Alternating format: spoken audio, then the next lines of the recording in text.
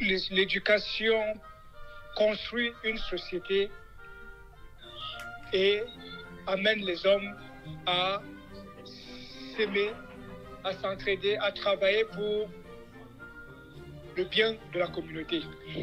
Ce qui manque véritablement, nous l'avions souligné déjà avec le thème d'entrée, c'est le type d'acteur qui devrait animer la société, qui devrait animer les projets.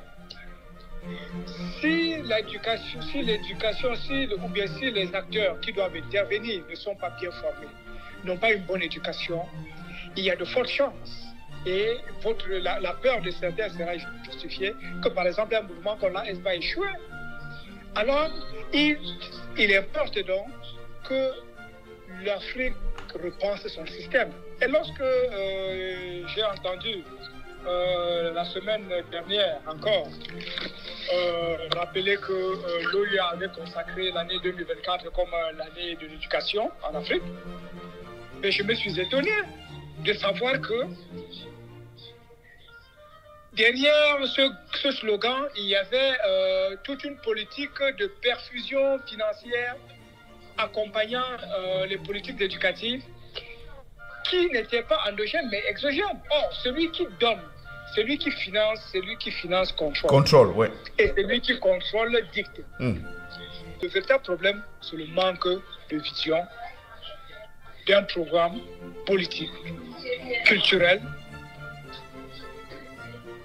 d'un système éducatif performant, reposant sur des valeurs endogènes.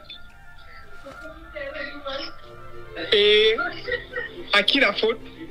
Mais la faute à nos intellectuels. J'aime souvent dire que depuis la cession des États africains à l'indépendance, aucun acteur de la société traditionnelle n'a accès à la gouvernance locale et nationale. Tous ceux qui ont dirigé l'Afrique ou les pays africains jusqu'ici sont le produit du système éducatif moderne. Et ce système a échoué. La faute donc à nos intellectuels, la faute donc à nos enseignants qui ne sont pas capables de se remettre en question et de remettre en question les outils. Mais vous pensez qu'ils ne sont pas capables ou ils subissent tout simplement une certaine influence, docteur?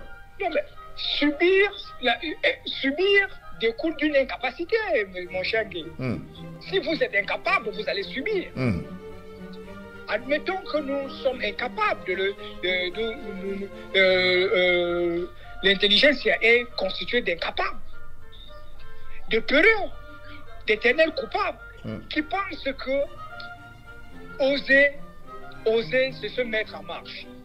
Et effectivement, oser, c'est se mettre en marche. Il faut oser, il faut produire des politiques qui sortent des sentiers battus, qui permettent de mettre sur pied une politique éducative qui prenne en compte l'environnement immédiat des peuples.